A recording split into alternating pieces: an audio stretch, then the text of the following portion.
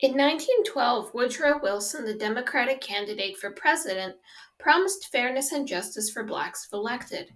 In a letter to a black church official, Wilson wrote, "Should I become president of the United States, they may count upon me for absolute fair dealing for everything by which I could assist in advancing their interests of the race." But after the election, Wilson changed his tune. He dismissed 15 out of 17 black supervisors who had previously been appointed to federal jobs and replaced them with whites. He also refused to appoint black ambassadors to Haiti and Santo Domingo, posts traditionally awarded to African Americans.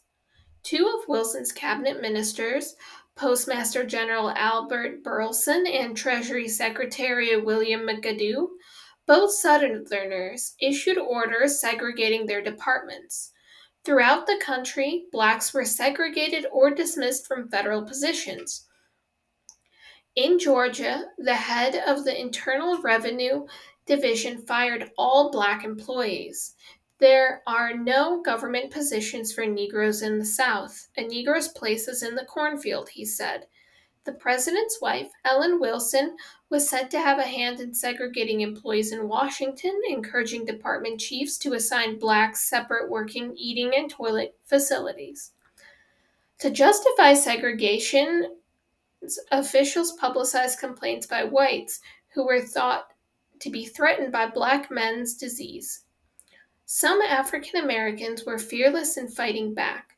Mary Church Terrell, a federal employee and leading African American clubwoman, embarrassed officials by publicly threatening to publicize the fact that restrooms had been segregated in her area. In return for her not publicizing the situation, her department agreed to cancel the order. Also, Du Bois sharply criticized President Wilson in the crisis. The federal government has set the colored apart as if mere contact with them were contamination. Behind screens and closed doors, they now sit as though leprous. How long will it be before hateful epithets of Jim Crow are openly applied? The NAACP's active campaign forced Wilson to back off from segregating the federal government. Jim Crow was checked but not rooted out. It would remain in place until the New Deal of Franklin Roosevelt.